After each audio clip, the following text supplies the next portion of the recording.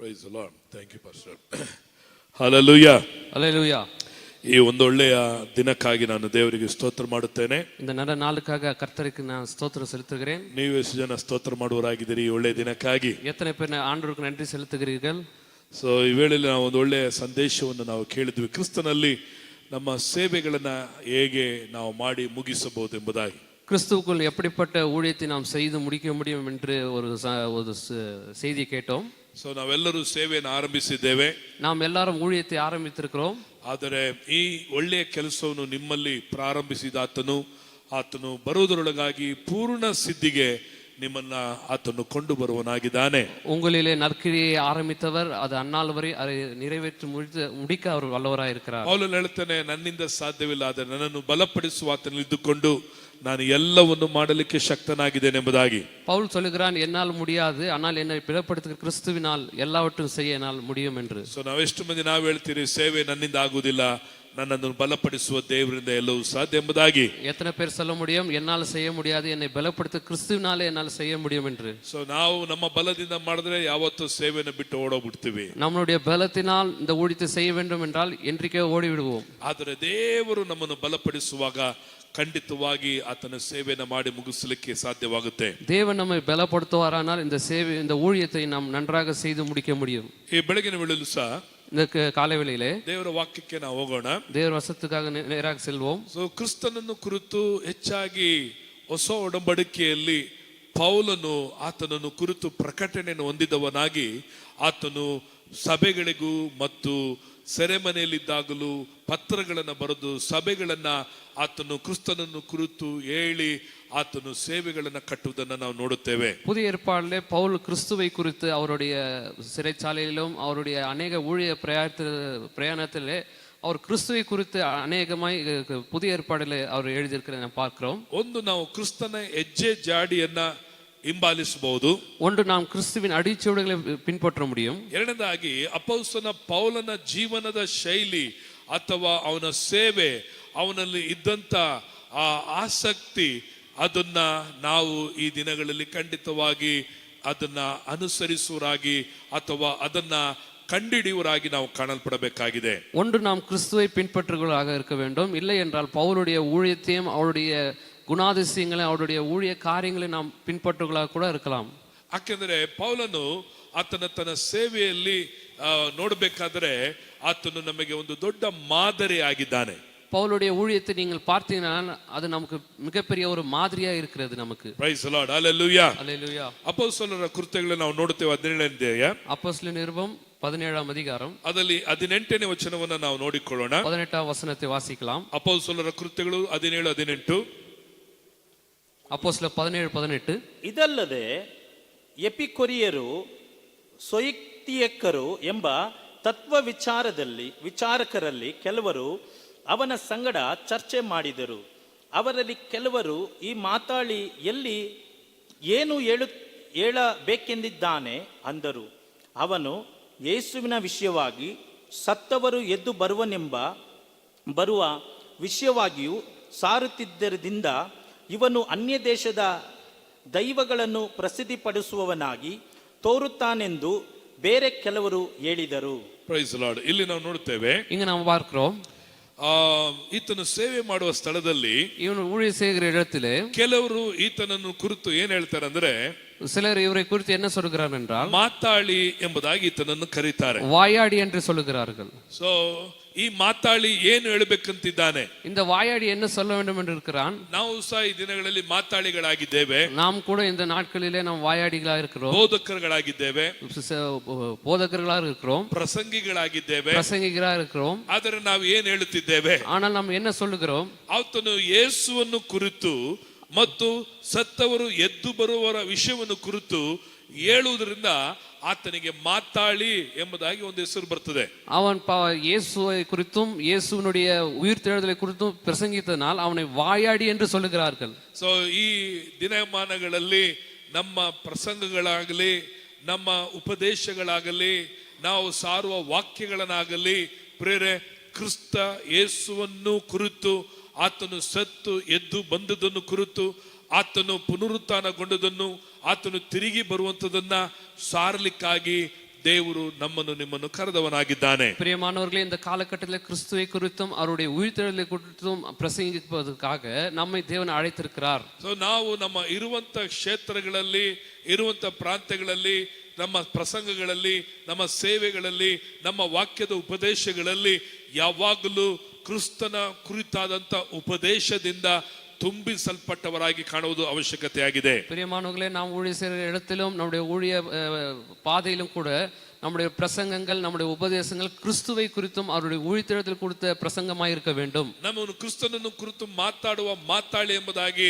ನಮಗೆ ಉಂಟಾಗಬೇಕು. கிறிஸ்துவை பிரசங்கிக்கிற வாயாடி என்ற பெயர் நமக்கு உண்டாக வேண்டும். ಇವತ್ತು ನಮ್ಮನ್ನು ಕುರಿತು ಈ ದಿನದಲ್ಲಿ ನಮ್ಮ ಬಾಯಿಗಳು ಯಾವ ವಿಷಯದಲ್ಲಿ ಮಾತಾಡುವುದರಲ್ಲಿ ಮಾತಾಳಿಗಳಾಗಿದ್ದೇವೆ. இன்றைய காலகட்டத்திலே நம்முடைய வார்த்தைகள் எப்படிப்பட்ட வாயாடி என்று சொல்லுகிறார்கள் நம்மை. ಸೊ ಅನೇಕ ವೇಳೆಗಳಲ್ಲಿ ಫೋನ್ಗಳಲ್ಲಿ ಆ ಪಾಸ್ಟರ್ ಹಿಂಗೆ, ಈ ಪಾಸ್ಟರ್ ಹಿಂಗಾಯ್ತು ಗೊತ್ತಾ, ಆ ಚರ್ಚಲ್ಲಿ ಹಿಂಗಾಯ್ತು ಗೊತ್ತಾ, ಇದು ಗೊತ್ತಾಯ್ತು ಅಂತೇಳಿ ಅನೇಕ ವೇಳೆಗಳಲ್ಲಿ ನಾವು ವ್ಯರ್ಥವಾದಂತ ಮಾತುಗಳನ್ನ ಆಡಿ ನಾವು ಮಾತಾಳಿಗಳಾಗಿರ್ತೇವೆ. இப்பொழுதெல்லாம் மொபைல்ல வருகிற பிரசங்கங்களையும், அந்த சபையில இந்த போதகர் இப்படி பிரசங்கித்தார், இப்படி நடந்தது, அப்படி நடந்தது, இதுவே பேசுகிறவர்களா இருக்கிறோம் நம்ம. ಸೊ ಅನೇಕ ವೇಳೆಗಳಲ್ಲಿ ನಾವು ಕೆಲವರು ನಮ್ಮನ್ನ ಕಂಡಾಗ ಹೇಳ್ತೇವೆ, ಬಂದಪ್ಪ ಇವನು ಏನ್ ಮಾಡ್ತಾನೆ, ಈತನು ಕೊಯ್ತಾನೆ, ಏನಂದೇಳಿ ಏನೇನೋ ಮಾತಾಡ್ತಾನೆ, ಟೈಮ್ ವೇಸ್ಟ್ ಮಾಡ್ತಾನೆ ಅಂತ ಹೇಳಿ ನಮ್ಮನ್ನು ನೋಡಿ ಓಡಿ ಹೋಗೋರಾಗಿರಬಾರ್ದು.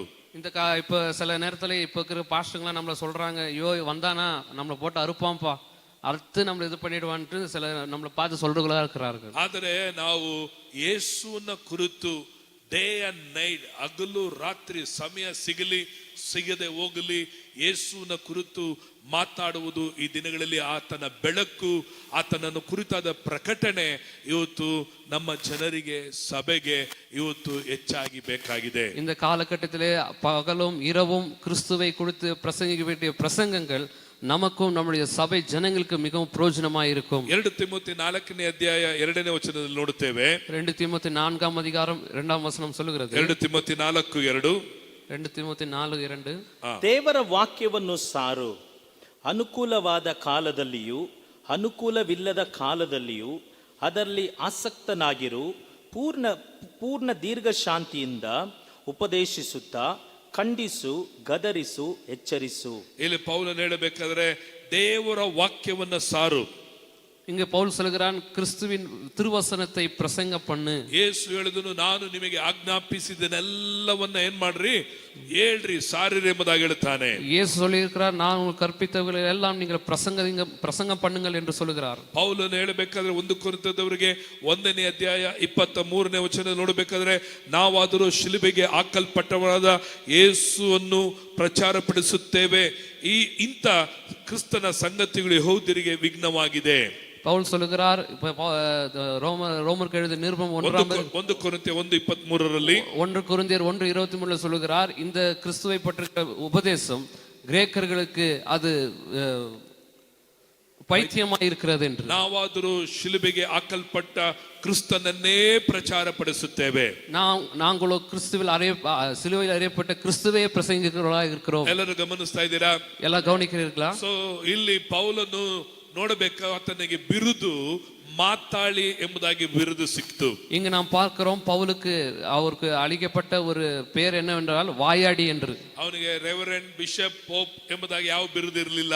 அவருக்கு ரெவரண்டோ, பிஷப்போ, போப் என்ற பெயர் வரவில்லை. ಆತನಿಗೆ ಕೊಡಲ್ಪಟ್ಟ ಅವಾರ್ಡ್ ಮಾತಾಳಿ ಎಂಬುದಾಗಿ. அவருக்கு கொடுக்கப்பட்ட அவார்டு என்னன்னு பாத்தீங்கன்னா வாயாடி என்று. ಇವತ್ತು ನಮ್ಮನ್ನ ಯಾರಾದರೂ ರೆವರೆಂಡ್, ಪಾಸ್ಟರ್, ಬಿಷಪ್ ಅಂತ ಕರೀಲಿಲ್ಲ ಅಂದ್ರೆ ಬೇಜಾರು ಮಾಡ್ಕೊಳ್ತೀವಿ, ನೋವು ಮಾಡ್ಕೊಳ್ತೀವಿ. இந்த காலகட்டத்தில் போதகர்களை பாஸ்டர், ரெவரண்ட், பிஷப்னு கூப்பிடலன்னா அவங்க கோபம் ஆயிடுவாங்க, மனசு உடைந்து போயிடுவாங்க. ಪಾಸ್ಟರ್ ಅಮ್ಮ, ಸಿಸ್ಟರ್ ಅಂತ ಕರೀಲಿಲ್ಲ ಅಂದ್ರೆ ಬೇಜಾರಾಗ್ಬಿಡ್ತೀವಿ. பாஸ்டர் அம்மா, சிஸ்டர்னு கூப்பிடலன்னா அவங்க ಬೇಜಾರಾயிடுவாங்க. ಆದರೆ ನಮಗೆ ಬಿರುದು ಬೇಕಾಗಿರೋದು ಯಾವ ಬಿರುದು ಇರಬೇಕಂದ್ರೆ ಮಾತಾಳಿ ಎಂಬ ಬಿರುದಾಗಿರಬೇಕು. ஆனால் நமக்கு தேவைப்படுகிற விருது என்னவென்றால் வாயாடி என்ற பெயர். ಯಾವುದರ ಬಗ್ಗೆ ಮಾತಾಳಿ ಆಗಿರಬೇಕು? எதை குறித்து வாயாடியா இருக்க வேண்டும்? ಕ್ರಿಸ್ತನನ್ನೇ ಕುರಿತು, ಶಿಲುಬೆಗೆ ಹಾಕಲ್ಪಟ್ಟ ಕ್ರಿಸ್ತನನ್ನೇ ಕುರಿತು ಸಾರುವಂತ ಮಾತಾಳಿಯಾಗಿರಬೇಕು. கிறிஸ்துவை பற்றியும் உயிர்த்தெழுந்த கிறிஸ்துவை பற்றி பிரசங்கிக்கிற வாயாடியாய் நாம் இருக்க வேண்டும். ದೇವರ ನಾಮಕ್ಕೆ ಮಹಿಮೆ ಉಂಟಾಗಲಿ. தேவனுடைய நாமம் மகிமைப்படுவதாக. ಎರಡನೇದಾಗಿ ಅಪೊಸ್ತಲನ ಪೌಲನಿಗೆ ಬಂದಂತ ಬಿರುದು, ಎರಡನೇ ಬಿರುದು ನೋಡಬೇಕಾದರೆ, இரண்டாவதாக அப்போஸ்தலனாகிய பவுலுக்கு கொடுக்கப்பட்ட இரண்டாவது விருது ಅಪೊಸ್ತಲರ ಕೃತ್ಯಗಳು 17ನೇ ಅಧ್ಯಾಯ 6ನೇ ವಚನ. அப்போஸ்தல நடபடிகள் 17ஆம் அதிகாரம் 6ನೇ ವಚನ 6ஆம் வசனம் ಓದಿಕೊಳ್ಳೋಣ. ಅವರು ಸಿಕ್ಕದೆ ಹೋದದ್ರಿಂದ ಆ ಜನರು ಯಾಸೋನನನ್ನು ಕೆಲವು ಮಂದಿ ಸಹೋದರನನ್ನು ಊರಿನ ಅಧಿಕಾರಿಗಳ ಬಳಿಗೆ ಎಳಕೊಂಡು ಹೋಗಿ, ಲೋಕವನ್ನು ಅಲ್ಲಕೊಲ್ಲೋಲ ಮಾಡಿದ ಈ ಮನುಷ್ಯರು ಇಲ್ಲಿಗೂ ಬಂದಿದ್ದಾರೆ. Praise the lord. ತಮಿಳು 17:6. அவர்களை காணாமல் யோசனையும் சில சகோதரரையும் பட்டணத்து அதிகாரிகளிடத்தில் இழுத்து கொண்டு வந்து, உலகத்தை கலக்குகிறவர்கள் இங்கேயும் வந்திருக்கிறார்கள் என்றார்கள். ಇಲ್ಲಿ ನಾವು ನೋಡ್ತೇವೆ, ಎರಡನೇದಾಗಿ ಅಪೊಸ್ತಲನ ಪೌಲನಿಗೆ ಕೊಡಲ್ಪಟ್ಟಂತ ಒಂದು ಅವಾರ್ಡ್, ಒಂದು ಬಿರುದು ಇನ್ನೊಂದು ನೋಡ್ತೇವೆ. இங்கு அப்போஸ்தலனாகிய பவுலுக்கு கொடுக்கப்பட்ட இரண்டாவது விருது என்னவென்றால், ಹೇಳ್ರಿ, ಇವಾಗ ನೀವ್ ಹೇಳ್ರಿ, ನೋಡಿದಿರಿ, சொல்லுங்க நீங்களே. ಏನಂತ ಕೊಡಲ್ಪಟ್ರು? என்னன்னு சொல்ல இருக்குது? ಏನ್ ಮಾಡ್ತಾರೆ? என்ன? ಕುಟ್ಟೆ ಕಲಕರು, ಅಲ್ಲಲ್ಲ ಕಲ್ಲಲ್ಲ ಮಾಡೋರು ಬಂದ್ಬಿಟ್ಟಿದ್ದಾರೆ. உலகத்தை கலக்கிறவர்கள், குட்டையை குழப்புறவர்கள். ನಾವಿರೋ ಸ್ಥಳದಲ್ಲಿ ನಾವು ಪಕ್ಕದ ಮನೆಯವರಿಗೆ ಗೊತ್ತಿಲ್ಲ ನಾವು ಪಾಸ್ಟರ್ ಅಂತ, ಕೆಲವರಿಗೆ நம்ம இருக்கிற இடத்துல பக்கத்து வீட்டுக்காரர் கூட தெரியாது நம்ம ஊழிய செய்யறோம் பாஸ்டர்ன்றது. ನಮ್ಮ ಊರಿನವ್ರಿಗೆ ಗೊತ್ತಿರೋ, ಇವರು ಸೇವಕರು ಅಂತ ಅನೇಕರಿಗೆ ಗೊತ್ತಿರಲ್ಲ. நம்ம ஊர்ல இருக்கிறவங்களுக்கு தெரியாது ஊழிய செய்யறாங்க பாஸ்டர்ன்றது தெரியாது. ಆದ್ರೆ ಪೌಲನನ್ನು ಕುರಿತು ಹೇಳ್ಬೇಕಾದ್ರೆ ಈ ಲೋಕವನ್ನ ಏನ್ ಮಾಡಕ್ ಬಂದಿದ್ದಾರೆ? ಅಲ್ಲೋಲ ಕಲ್ಲೋಲ ಮಾಡಕ್ ಬಂದಿದ್ದಾರೆ. ஆனால் இங்க பவுலை குறித்து சொல்லுகிறார்கள், இவர் உலகத்தை கலக்குகிறவர்கள் என்று. ಪ್ರಿಯರೇ, ಸುವಾರ್ತೆ ಈ ಲೋಕವನ್ನ ಏನ್ ಮಾಡ್ತಂದ್ರೆ ಅಲ್ಲೋಲ ಕೊಲ್ಲೋಲ ಮಾಡುವಂತದಾಗಿದೆ. பாருங்க, சுவிசேஷம் ஒரு மனுஷனை ಕಲಕುವವರಾಗಿ இருக்குது. ಈ ಪೌಲನ ಸೇವೆ ಯಹೂದ್ಯರ ಮಧ್ಯದಲ್ಲಿ ಒಂದು ಅಲ್ಲೋಲ ಕಲ್ಲೋಲವನ್ನು ಉಂಟು ಮಾಡಿತು. பாருங்கள், பவுலுடைய பிரசங்கங்கள் யூதர்களை ಅದು ಕಲಕು ಕೊಂಡಿರುತ್ತದೆ. ಅಲ್ಲಿ ನೋಡ್ಬೇಕಾದ್ರೆ ಅವ್ರಿಗೆ ಗೊಂದಲವಾಗ್ತಿತ್ತು, ಏನ್ ಹೇಳ್ತಾ ಇದ್ದೇನೆ, ನಾವು ಹಿಂಬಾಲಿಸಿಕೊಂಡು ಬಂತ ವೇದಗಳೇ ಬೇರೆ, ನಾವು ಹಿಂಬಾಲಿಸಿಕೊಂಡ ಸಂಪ್ರದಾಯಗಳೇ ಬೇರೆ ಆಗಿದೆ, ಈತನು ವ್ಯತ್ಯಾಸವಾಗಿ ಹೇಳುತ್ತಿದ್ದಾನೆ ಎಂಬುದಾಗಿ. அங்க இருக்கிறவர்களெல்லாம் ஆச்சரியம் உண்டாயிற்று, நாம் கேட்ட பிரசங்கங்கள் வேற, இவர் என்ன பிரசங்கிக்கிறார் என்று. ಅಲ್ಲಿ ಊರಿನ ಜನ ಹೇಳ್ತಾರೆ, ಇವರು ಅಲ್ಲಲ್ಲ ಕಲ್ಲಲ್ಲ ಮಾಡೋರು ಬಂದಿದ್ದಾರೆ ಎಂಬುದಾಗಿ. அங்க ஊரில் இருக்கிற ஜனங்க சொல்கிறார்கள், உலகத்தை கலக்குகிறவர்கள் என்று. ಪ್ರೇರೆ, ನಮ್ಮ ಪ್ರಸಂಗ ಅನೇಕರನ್ನ ಮೆಚ್ಚಿಸುವಂತದಕ್ಕಾಗಿನೋ ಪ್ರಿಯಪಡಿಸುವುದಕ್ಕಾಗಿನೋ ಅನೇಕರಿಗೆ ಅದನ್ನ ಅವರಿಗೆ ತಕ್ಕಂತೆನೋ ನಾವು ಹೇಳಲಿಕ್ಕಾಗಿ ಕರೆಯಲ್ಪಟ್ಟವರಲ್ಲ. பிரியமானவர்களே, நம்முடைய பிரசங்கங்கள் ஜனங்களை பிரியப்படுத்துவதற்காகவோ அவர்களை மனசை ஆறுதல் ಪಡಿಸುವುದಕ್ಕಾಗೋ ಅಲ್ಲ. ನಮ್ಮ ಪ್ರಸಂಗಗಳು ಏನಾಗಿರ್ಬೇಕಂದ್ರೆ ಕ್ರಿಸ್ತನನ್ನು ಕುರಿತು ಮಾತನಾಡುವಾಗ ಅಲ್ಲಿ ಅನೇಕ ಬೋಧನೆಗಳಿಂದಲೂ ಅನೇಕ ತತ್ವಗಳಿಂದಲೂ ಸಂಪ್ರದಾಯಗಳಿಂದಲೂ ತುಂಬಲ್ಪಟ್ಟವರ ಹೃದಯಗಳಲ್ಲಿ ಇದು ವ್ಯತ್ಯಾಸವಾಗಿದೆಯಲ್ಲ, ಈ ವಾಕ್ಯಗಳ ಬದಲಾವಣೆ ಆಗಿದೆಯಲ್ಲ, ನಾವು ಮಾಡುತ್ತಿರುವುದು ಏನು ಎಂಬತಕ್ಕ ಒಂದು ಗೊಂದಲ ಉಂಟಾಗದಾಗಿರುತ್ತದೆ. நம்மளுடைய பிரசங்கங்கள் எப்படி இருக்க வேண்டும்? தத்துவ ஞானிகள் கேட்டிருக்கிற பிரசங்க, அவர்கள் இந்த வசனங்களை கேட்கும்போது எங்களுக்கு இது ஆறுதலாகவும் எங்களுக்கு ஆச்சரியம் ಉಂಟಾಗತಕ್ಕ ಪ್ರಸಂಗമായി இருக்கிறது என்று இருக்க வேண்டும். ಯೇಸು ಸ್ವಾಮಿ ಹೇಳಿದ್ರು, ನಾನು ಸಮಾಧಾನವನ್ನು ತರುವುದಕ್ಕಾಗಿ ಬಂದೆನೆಂಬುದಾಗಿ ಯೋಚಿಸಬೇಡ್ರಿ, ನಾನು ಕತ್ತಿಯನ್ನ ಅಥವಾ ಬೆಂಕಿಯನ್ನು ಹಾಕಲಿಕ್ಕಾಗಿ ಬಂದಿದ್ದೇನೆ ಎಂದು ಹೇಳ್ತಾನೆ. ಯೇಸು சொல்லுகிறார், நான் சமாதானத்தை உண்டு பண்ண வரவில்லை, நான் பட்டயத்தையும் ಅಗ್ನಿಯಂ போட வந்திருக்கிறேன் என்று. ಹಾಗಾದ್ರೆ ಯೇಸು ಇಲ್ಲಿ ಪೌಲನ ಸೇವೆಯಲ್ಲಿ ಒಂದು ದೊಡ್ಡ ಅಲ್ಲೋಲ ಕಲ್ಲೋಲವಾದಂತ ಸೇವೆಯಾಗಿತ್ತು. பாருங்கள், பவுலுடைய ஊழியம் அதாவது உலகத்தை கலக்குகிற பிரசங்கமா இருந்தது. சோ ಇವತ್ತು ನಮ್ಮ ಪಟ್ಟಣಗಳಲ್ಲಿ ನಮ್ಮ ಸೇವೆಗಳಲ್ಲಿ ಒಂದು ಅಲ್ಲೋಲ ಕೊಲ್ಲೋಲ ಉಂಟಾಗಬೇಕು. பாருங்க, நம்முடைய பட்டணத்திலே நம்முடைய ஊரிலேயும் ஒரு கலக்கு உண்டாகணும். ಯಾವಾಗ ಈ ಕಾರ್ಯಗಳು ಅಲ್ಲೋಲ ಕಲ್ಲೋಲಗಳ ಕಾರ್ಯಗಳು ನಡೀತದೋ ಆಗ ದೇವರ ಕಾರ್ಯಗಳು ನಮ್ಮ ಮಧ್ಯದಲ್ಲಿ ನಡೀಲಿಕ್ಕೆ ಸಾಧ್ಯವಾಗುತ್ತೆ. நம்மளுடைய பிரசங்கத்துல கலக்கல் உண்டானதுன்னா நம்மளுடைய பிரசங்கமும் மாறும் என்று. ಸೊ ನಮ್ಮ ಪ್ರಿಯರೇ, ಸೈತಾನನ ರಾಜ್ಯವು ಕದಲಲ್ಪಡಬಹುದು. பிசாசின் ராஜ்யம் அங்கு அசைக்கப்படும். ಅಂಧಕಾರದ ಕ್ರಿಯೆಗಳು ನಡುಗುತ್ತದೆ. ಅಂಧಕಾರத்தின் கிரியைகள் நடுங்கும். ಸೊ ಎರಡನೇದಾಗಿ ಪೌಲನಿಗೆ ಕೊಡಲ್ಪಟ್ಟಂತ ಹೆಸರು ಎಂತ ಹೆಸರು, ಬಿರುದು ಅಂದ್ರೆ ಅಲ್ಲೋಲ ಕಲ್ಲೋಲ ಮಾಡೋನು. இரண்டாவதாக பவுலுக்கு கொடுக்கப்பட்ட பேர் கலக்குகிறவன் என்று. ಮೂರನೇದಾಗಿ ನಾವು ನೋಡುತ್ತೇವೆ, மூன்றாவதாக பார்க்கிறோம், 16ನೇ ಅಧ್ಯಾಯ 20ನೇ ವಚನವನ್ನು ಓದ್ಕೊಳ್ರಿ. 16ஆம் அதிகாரம் 20ஆம் வசனம். 16ನೇ ಅಧ್ಯಾಯ 20ನೇ ವಚನ. 16:20. ಅವರನ್ನು ಅಧಿಪತಿಗಳ ಮುಂದೆ ತಂದು, ಈ ಮನುಷ್ಯರು ನಮ್ಮ ಪಟ್ಟಣವನ್ನು ಬಹಳವಾಗಿ ಗಲಿಬಿಲಿ ಮಾಡುತ್ತಾರೆ. ಆಮೆನ್. ತಮಿಳು ಓದು. அவர்களை அதிகாரியிடத்தில் ஒப்புவித்து, யூதர்களாகிய இந்த மனுஷர் நம்முடைய பட்டணத்தில் கலகம் பண்ணி. Price the lord.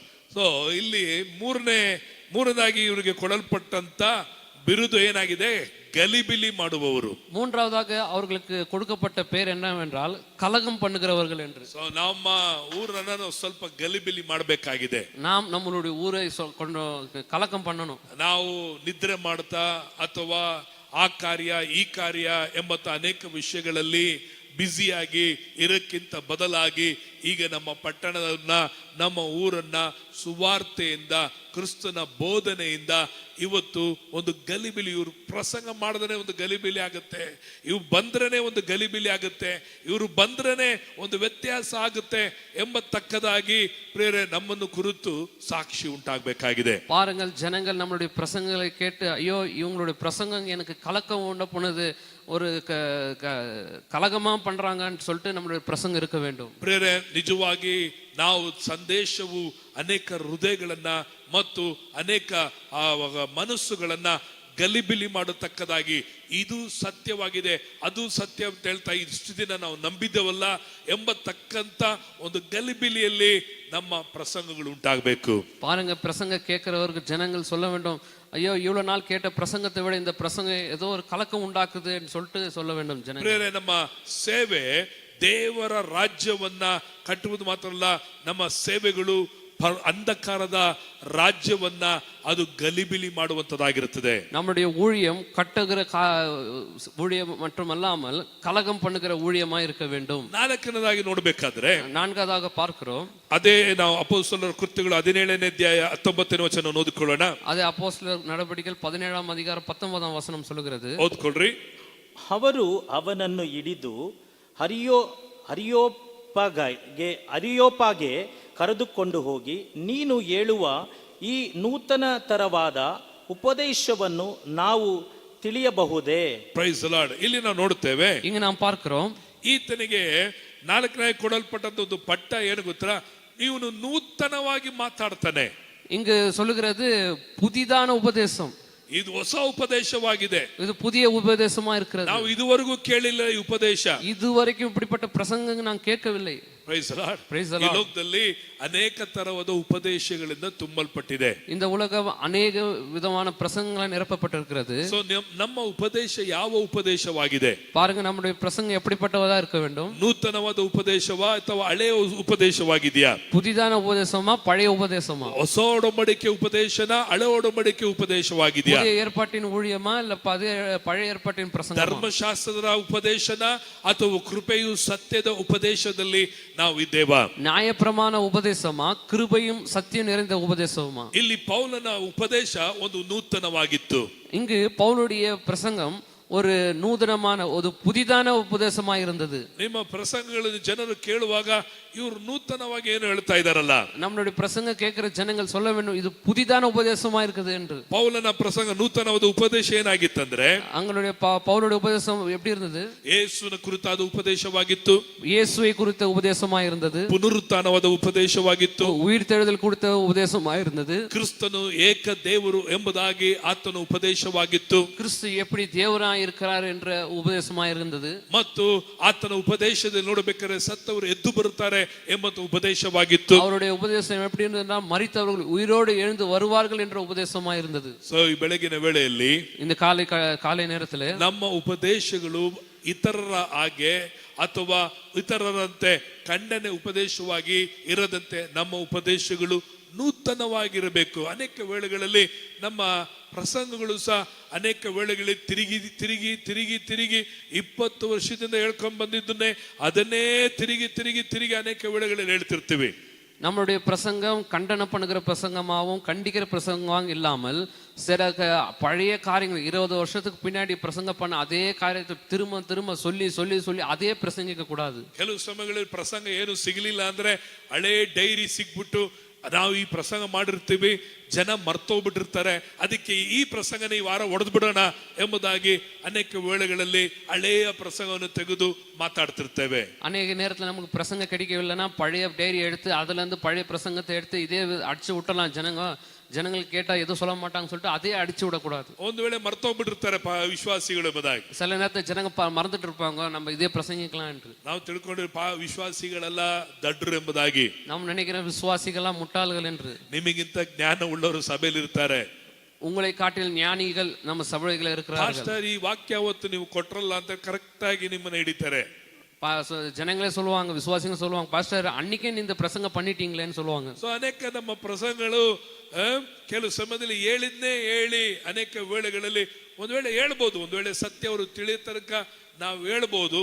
ಬಟ್ ನಮ್ಮ ಪ್ರಸಂಗಗಳಲ್ಲಿ ತಿರುಗಿ ಹೇಳಿದ್ದನ್ನೇ ಹೇಳುತ್ತಾ ಮಾತಾಡಿದ್ದೇ ಮಾತಾಡುತ್ತಾ ಅವ್ರ ಜನರಿಗೆ ಕೇಳುವಾಗ ಬೋರುಡು. ಒಂದು ವೇಳೆ ನನ್ನ ಒಂದು ವಿಶ್ವಾಸಿನ ಒಂದು ಭೇಟಿ ಆದೆ. ஒரு சமயம் நான் ஒரு விசுவாசியை நான் சந்தித்தேன். அவர் ಹೇಳಿದ ನಮ್ಮ ಪಾಸ್ಟರ್ ಪ್ರಸಂಗ ಯಾವಾಗಲೂ ರಿಪೀಟ್ ಮಾಡ್ತಾನೆ ಇರ್ತಾರೆ. அந்த பாஸ்டர் எப்ப பார்த்தாலும் பிரசங்கத்தை திரும்ப திரும்ப அதுவே பேசிட்டே இருப்பாரு. ಅವರ ಸಭೆಯಲ್ಲಿರುವ ವಿಶ್ವಾಸಿಗಳ ಕಂಪ್ಲೇಂಟ್ ಏನಂದ್ರೆ, அந்த ಸಭೆ ವಿಶ್ವಾಸಿಗಳ ಕಂಪ್ಲೇಂಟ್ ಏನன்னா, ನೂತನವಾದ ಹೊಸ ಹೊಸ ವಾಕ್ಯಗಳನ್ನ ಸತ್ಯಗಳನ್ನ ತೆಗೆದು ಹೇಳುವರಾಗಿರದಂತೆ ನಮ್ಮ ಪಾಸ್ಟ್ ನಿಂತ್ಕೊಂಡ್ರಪ್ಪ ಈಗ ಸ್ಟಾರ್ಟ್ ಮಾಡ್ತಾರೆ ನೋಡ್ರಿ, ಇದು ವಾಕ್ಯ ಇದ ಹೇಳ್ತಾರೆ, ಇದು ಹೇಳ್ತಾರೆ. ಒಂದು ಗುಂಪಿನ ಜನರು ಪಾಸ್ಟ್ ನಿಂತ್ಕೊಂಡ ತಕ್ಷಣನೇ ಅಲ್ಲಿ ಗುಸು ಗುಸು ಗುಸು ಅಂತ ಹೇಳಿ ಅವರ ಪ್ರಸಂಗವನ್ನು ಕುರಿತು ಮಾತಾಡ್ತಿದ್ರು. அங்க பாஸ்டர் வந்து நிக்கிறப்போ அங்க ஒரு கூட்ட ஜனங்க குசு குசுன்னுட்டு வந்துட்டாருப்பா பாரு, இந்த பிரசங்கத்தை சொல்லுவாரு, இந்த வசனத்தை சொல்லுவாரு, இதத்தான் சொல்லுவாரு. ಇವತ್ತು ಏನು ಹೊಸದಾಗಿ ಹೇಳ್ತಾರೆ, இன்னைக்கு ஏதோ புதுசா சொல்ல போறாரு. ಇವತ್ತು ಯಾವುದು ನಾವು ಕಲಿಬಹುದು, இன்னைக்கு நம்ம என்ன கத்துக்கலாம், ನಾನು ಯೇಸುವಿನ ಕುರಿತು ಏನು அறியಬಹುದು, நான் இயேசுவை குறித்து என்ன அறியலாம். ಇವತ್ತು ಜನರು ಆಸಕ್ತಿಯಿಂದ ನಮ್ಮನ್ನ ಉಪದೇಶಗಳನ್ನ ಕೇಳೋರಾಗಿರಬೇಕು. இன்றைக்கு நம்மளுடைய பிரசங்கள் ஜனங்கள் ஆர்வத்தோடு கேட்கிறவர்களாக இருக்க வேண்டும். ನಿನ್ನ ಸ್ಟೇಜ್ ಮೇಲೆ ನಿಂತುಕೊಳ್ಳುವಾಗ, ವೇದಿಕೆಯಲ್ಲಿ ನಿಂತುಕೊಳ್ಳುವಾಗ ಪ್ರಸಂಗವು ಹೊಸದಾಗಿರ್ಬೇಕು. ಹಳೆಯ ಪ್ರಸಂಗಕ್ಕಿಂತ ಹೊಸ ಫ್ರೆಶ್ தாஜவாத ரொட்டி ஆகிரಬೇಕು. பாருங்க, நம்முடைய பிரசங்கங்கள் கேட்கிற ஜனங்கள் புதிதா இருக்க வேண்டும், புதிதாய் செய்யப்பட்ட ரொட்டியா இருக்க, அப்பமா இருக்க வேண்டும். ಹಳೆ ಒಡಂಬಡಿಕೆಯಲ್ಲಿ ದೇವಾಲಯದಲ್ಲಿ ಪ್ರತಿದಿನ ಹೊಸ ರೊಟ್ಟಿನ ಇಡುತ್ತಿದ್ರಂತೆ. பழைய ஏற்பாட்டுல தேவாலயத்துல புதிதாய் செய்யப்பட்ட ரொட்டிகளை வைப்பார்கள். ಅದೇ ರೀತಿಯಾಗಿ ಹೊಸ ಹೊಸ ರೊಟ್ಟಿ ವಾಕ್ಯ ಫ್ರೆಶ್ ಆಗಿ ಜನರಿಗೆ ನಾವು ನೀಡತಕ್ಕವರಾಗಿರಬೇಕು. அப்படி அதே போல நாம் ಜನங்களுக்கு புதிதான ரொட்டி அப்பத்தை செய்து கொடுக்கிறவர்களா இருக்க வேண்டும். ಸೋ ನಾವು ನಾಲ್ಕನೇ ನೋಡಿದ್ವಿ, ಅಪೊಸ್ತಲನ ಸೇವೆ ಅವನಿಗೆ ಬಿರುದು. ಏನ್ ಬಿರುದು ಅವನಿಗೆ? ಓಲ್ಡ್ ಪ್ರಸಂಗಿ ಅಲ್ಲ, ಓಲ್ಡ್ ವಾಕ್ಯ ಕೊಡೋನಲ್ಲ, ಇವನೇನು ವಾಕ್ಯ ಕೊಡುವವನಾಗಿದ್ದಾನೆ, நூத்தனவாத ಹೊಸ ವಾಕ್ಯಗಳನ್ನು ಕೊಡುವನಾಗಿದ್ದಾನೆ. நாம் பார்த்தோம், புதிதான உபதேசமா இருந்தது, புதிய பிரசங்கமா இருந்தது என்று. ಐದನೇದಾಗಿ ನೋಡ್ತೇವೆ. ಐದನೇದಾಗ ಅದೇ 17ನೇ ಅಧ್ಯಾಯ 20ನೇ ವಚನವನ್ನು ಓದ್ಕೊಳ್ರಿ. ಅದೇ 17ಾம் அதிகாரத்தில் 25 ಓದಿ. 5ನೇ ವಚನ, 17ನೇ ಅಧ್ಯಾಯ 20ನೇ ವಚನ, ಅಪೊಸ್ತಲರ ಕೃತ್ಯಗಳು 17:20. ಅಪೂರ್ವವಾದ ಸಂಗತಿಗಳನ್ನು ನಮಗೆ ಶ್ರುತಪಡಿಸುತ್ತಾನಲ್ಲ, ಶ್ರುತಪಡಿಸುತ್ತೀಯಲ್ಲ, ಆದ ಕಾರಣ ಅವನೇನಿದ್ದವೊಂದು ತಿಳಿಬೇಕೆಂದು ನಮಗೆ ಅಪೇಕ್ಷೆ ಇದೆ ಅಂದರು. நூதனமான காரியங்களை எங்கள் காதுகள் கேட்க பண்ணுகிறாய், அவைகளின் கருத்து இன்னதென்று அறியாமல் இருக்கிறோம் என்றார்கள். Praise God, hallelujah. ಇಲ್ಲಿ ಅಪೂರ್ವವಾದ ಸಂಗತಿಗಳು, ನೂತನமான காரியங்கள், ನಮ್ಮ ವಾಕ್ಯಗಳು ಪ್ರಸಂಗಗಳು ಏನಾಗಬೇಕು, ಜನರಿಗೆ ಒಂದು ಅಪೂರ್ವವಾಗಿರ್ಬೇಕು. ಸಮಥಿಂಗ್ ಇವರಲ್ಲಿ ಏನೋ ಮಾತಾಡ್ತಿದಾರ್ರಿ, ಇವ್ರು ಏನೋ ಇದರಲ್ಲಿ ಕಲಿಬೇಕಾಗಿದೆ, ಇದು ನಮಗೆ ಏಳು ಎಂಬುದಾಗಿ ಕಲಿತುಕೊಳ್ಳಲಿಕ್ಕಾಗಿ ನಮ್ಮ பிரசங்கங்களாகிரಬೇಕು. நம்முடைய உபதேசங்கள் ஜனங்கள் கேட்கும்போது இது என்ன நூதனமான காரியங்களா இருக்கிறது, இதுல நாம் கற்றுக்கொள்ள வேண்டிய காரியம் அநேகம் இருக்கிறது என்று இருக்க வேண்டும். நம்முடைய ನೂತನವಾದ ಪ್ರಸಂಗ ಏನಾಗಿತ್ತು, ಅವருடைய ನೂತನமான பிரசங்கம் என்னவா இருந்தது? 31 ಮತ್ತು 32ನೇ ವಚನವನ್ನು ಅದೇ ಅಧ್ಯಾಯದಲ್ಲಿ ಓದಿಕೊಳ್ಳೋಣ. 31 32 ಅದೇ ವಚನ சொல்லுகிறது. ಯಾಕೆಂದರೆ ಆತನು ನಿಷ್ಕರ್ಷೆ ಮಾಡಿದ ಪುರುಷನ ಕೈಯಿಂದ ನೀತಿಗನುಸಾರವಾಗಿ ಭೂಲೋಕದ ನ್ಯಾಯ ವಿಚಾರಣೆ ಮಾಡುವುದಕ್ಕೆ ಒಂದು ದಿವಸವನ್ನು ಗೊತ್ತು ಮಾಡಿದ್ದಾನೆ. ಅವನನ್ನು ಸತ್ತವರೊಳಗಿಂದ ಎಬ್ಬಿಸಿದ್ರಲ್ಲಿ ಇದನ್ನು ನಂಬುವುದಕ್ಕೆ ಎಲ್ಲರಿಗೂ ಆಧಾರ ಕೊಟ್ಟಿದ್ದಾನೆ ಅಂದನು. ಸತ್ತವರು ಎದ್ದು ಬರುವ ವಿಷಯವನ್ನು ಕೇಳಿದಾಗ ಕೆಲವರು ಅಪಹಾಸ್ಯ ಮಾಡಿದರು. ಬೇರೆ ಕೆಲವರು, ನೀನು ಈ ವಿಷಯದಲ್ಲಿ ಹೇಳುವುದನ್ನು ನಾವು ಇನ್ನೊಂದು ಸಾರಿ ಕೇಳುತ್ತೇವೆ ಅಂದರು. Praise the Lord. ಇಲ್ಲಿ ಅಪೂರ್ವವಾದ ವಿಷಯ ಏನಾಗಿತ್ತಂದ್ರೆ, இங்க நூதனமான காரியம் என்னவென்றால் 31ನೇ ವಚನ ನೋಡುತ್ತೇವೆ. 31ஆம் வசனம் சொல்லுகிறது, ಆತನು ನಿಷ್ಕರ್ಷಣೆ ಮಾಡಿದ ಪುರುಷನ ಕೈಯಿಂದ ನೀತಿಗನುಸಾರವಾಗಿ ಭೂಲೋಕಕ್ಕೆ ನ್ಯಾಯ ವಿಚಾರಣೆ ಮಾಡುವುದಕ್ಕೆ ಒಂದು ದಿವಸವನ್ನು ಗೊತ್ತು ಮಾಡಿದ್ದಾನೆ. அதில் அவர் தாம் நியமித்த மனுஷரை கொண்டு ಭೂಲೋಕத்தை ನೀತಿಯಾಗಿ ನ್ಯಾಯ ತೀರ್ಪಾರ್ ಎಂದು சொல்லுகிறது. ಇಲ್ಲಿ ನ್ಯಾಯ ವಿಚಾರಣೆಯನ್ನು ಕುರಿತು ಮಾತನಾಡುವುದು ಅಲ್ಲಿರುವ ಜನರಿಗೆ ಏನಾಗಿತ್ತಂದ್ರೆ ಅದು ಹೊಸದಾಗಿತ್ತು. ಅದನ್ನು ತಿರುಗಿ ನಮಗೆ ಹೇಳು ಎಂಬುದಾಗಿ ಅವರಿಗೆ ಪ್ರಶ್ನೆ ಆಗಿತ್ತು. இங்கு நியாய தீர்ப்பை குறித்தான இந்த உபதேசம் ஜனங்களுக்கு ஒரு நூதனமான பிரசங்கமாக இருந்தது. ಅವರಿಗೆ ಗೊತ್ತಿಲ್ಲ ಒಂದು ದಿನ ನ್ಯಾಯ ವಿಚಾರಣೆ ಇದೆ ಎಂಬುದಾಗಿ. அவர்கள் தெரியவில்லை நமக்கு ஒரு நாள் நியாய தீர்ப்பு இருக்கிறது என்று. ಸೊ ನ್ಯಾಯ ವಿಚಾರಣೆಯನ್ನು ಕುರಿತಾದ ದಿನ ಅವರಿಗೆ ಅರಿಯದಿರುವ ನಿಮಿತ್ತ ಇದನ್ನು ಕೇಳಿದಾಗ ಇದು ಅವರಿಗೆ ಒಂದು ಏನಾಗಿತ್ತು ಅಂದ್ರೆ ಅಪೂರ್ವವಾದಂತ ವಿಷಯವಾಗಿತ್ತು. இந்த நியாய தீர்ப்பு குறித்தான ஒரு நூதனமான பிரசங்கத்தை கேட்கிறப்ப இவர்களுக்கு நூதனமாக இருந்தது. ನಾವು ಅನೇಕ ವೇಳೆಗಳಲ್ಲಿ ನ್ಯಾಯ ವಿಚಾರಣೆ ಕುರಿತು ದೇವರ ಆ ನ್ಯಾಯ ವಿಚಾರಣೆ ಬರುತ್ತೆ ಎಂಬುದಾಗಿ ಸಭೆಗೆ ನಾವೇನ್ ಮಾಡ್ತಾ ಇರ್ತೀವಿ, ಆ ನ್ಯಾಯ ವಿಚಾರಣೆ ಬಗ್ಗೆ ನಾವು ಹೇಳ್ತಿರ್ತೀವಿ. சபையில நாம் இப்படிப்பட்ட நியாய தீர்ப்பை குறித்து நாம் பிரசங்கிக்க வேண்டும். நியாய தீர்ப்பு பத்தி நம்ம பேசினுப்போம். நியாய தீர்ப்பை பத்தியே நம்ம பிரசங்கம் பண்ணிட்டு இருக்கோம். நியாய தீர்ப்பு ಸಭೆಗೆ ಅಲ್ಲ, நியாய தீர்ப்பு சபைக்கு அல்ல. நியாய தீர்ப்பு ಹೊರಗಿನವರಿಗಾಗಿದೆ. நியாய தீர்ப்பு என்பது சபைக்கு புறம்பா இருக்கிற ஜனங்களுக்கு. ನ್ಯಾಯ ತೀರ್ಪಿನ ಸಿಂಹಾಸನದ ಮುಂದೆ ನಿಂತುಕೊಳ್ಳದೆ ಬಿಳಿ ಸಿಂಹಾಸನದ ಮುಂದೆ ನಾವು ನಿಂತುಕೊಳ್ಳೋರಾಗಿದ್ದೇವೆ. நாம் நியாய தீர்ப்பு நிற்கிறவர்கள் அல்ல, வெள்ளை ಸಿಂಹಾಸನಕ್ಕೆ ಮುಟ್ಟು ನಿற்கிறவர்களா இருக்கிறோம். ನಾವು ಸಭೆಯಲ್ಲಿ ಹೇಳ್ತೀನಿ, ದೇವರು ನ್ಯಾಯ ತೀರ್ಪು ಬರ್ತದೆ, ನೀನ್ ನ್ಯಾಯ ತೀರ್ಪಲ್ಲಿ ನಿಲ್ಬೇಕು. ಸಭೆ ನ್ಯಾಯ ತೀರ್ಪಿನಲ್ಲಿ ನಿಲ್ಲುವುದಿಲ್ಲ. நாம் சபையில் இருக்கிற ஜனங்களுக்கு நாம் நியாய தீர்ப்பு வரப்போது, நமக்கு நியாய தீர்ப்பு வரப்போது சொல்லுகிறார்கள். நிச்சயமா சத்தியம் சொல்லுகிறது, நமக்கு நியாய தீர்ப்பு இல்லவே இல்லை. ನ್ಯಾಯ ತೀರ್ಪು ಅದು ಅನ್ಯ ಜನರಿಗಾಗಿದೆ. நியாய தீர்ப்பு அது புறಜಾತಿಗಳಿಗಾಗಿ இருக்கிறது. 2 ಪೇತ್ರನು ಅದರಲ್ಲಿ 2ನೇ ಅಧ್ಯಾಯ 9ನೇ ವಚನ ಓದಿಕೊಳ್ಳ್ರಿ. 2 ಪೇತ್ರ 2ಆம் அதிகாரம் 9ಆம் ವಚನ. 2 ಪೇತ್ರ 2:9 ಓದಿಕೊಳ್ಳೋಣವಾ. ಕರ್ತನು ಭಕ್ತರನ್ನು ಕಷ್ಟಗಳಿಂದ ತಪ್ಪಿಸುವುದಕ್ಕೂ ದುರ್ಮಾರ್ಗಿಗಳನ್ನು ನ್ಯಾಯ ತೀರ್ಪಿನ ದಿನದ ತನಕ ಶಿಕ್ಷಾ ಅನುಭವದಲ್ಲಿ ಇಡುವುದಕ್ಕೂ ಬಲ್ಲವನಾಗಿದ್ದಾನೆ. கர்த்தர் தேவ பக்தி உள்ளவர்களை சோதனையின்றி ரட்சிக்கவும் அக்கிரமக்காரரை ஆக்கினைக்குள்ளாக நியாய தீர்ப்பு நாளுக்கு வைக்கவும் அறிந்திருக்கிறார். ಇಲ್ಲಿ ನೋಡುತ್ತೇವೆ, ಯಾರಿಗೆ ನ್ಯಾಯ ತೀರ್ಪು, ಯಾರಿಗೆ ರಕ್ಷಣೆ ಎಂಬುದಾಗಿ ನೋಡಬೇಕಾದ್ರೆ ಕರ್ತನು ತನ್ನ ಭಕ್ತರನ್ನು ಕಷ್ಟಗಳಿಂದ ನ್ಯಾಯ ತೀರ್ಪುಗಳಿಂದ ತಪ್ಪಿಸುವುದಕ್ಕೆ. ಎಲ್ಲರೂ ನಾವು ಚೆನ್ನಾಗಿ ಸಭೆಯಲ್ಲಿ ಕಲಿಸಬೇಕಾಗಿರಂದ್ರೆ, ಒಂದು ಸಭೆಯಲ್ಲಿ ಒಂದು ವಿಶ್ವಾಸಿ ಪಾಪದಲ್ಲಿ ಬೀಳುವಾಗ, ಬಲಹೀನತೆಯಲ್ಲಿ ಬೀಳುವಾಗ ನಿನಗೆ ನ್ಯಾಯ ತೀರ್ಪು ಬರುತ್ತೆ ಎಂಬುದಕ್ಕಾಗಿ ಹೇಳಕ್ಕೆ ಬದಲಾಗಿ ನಿನ್ನನ್ನು ದೇವರು ನ್ಯಾಯ ತೀರ್ಪಿನಿಂದ ತಪ್ಪಿಸಲಿಕ್ಕೆ ಶಕ್ತನಾಗಿದ್ದಾನೆ ಅಂತ ಹೇಳುವಾಗ ಅವನಿಗೆ ನಿರೀಕ್ಷೆ ಬಂದು ಮಾನಸಾಂತರ ಪಟ್ಟು ದೇವರ ಕಡೆಗೆ ತಿರುಗಿಕೊಳ್ತಾನೆ. ನಾವು ನ್ಯಾಯ ತೀರ್ಪಿಗೆ ಹೋಗ್ತೀವಿ ಅಂತ ಹೇಳಿ ಎದುರಿಸೋದ್ರಿಂದ ಅವನು ರಕ್ಷಣೆ ಹೊಂದಲಿಕ್ಕೆ ಸಾಧ್ಯತೆ ಇಲ್ಲ.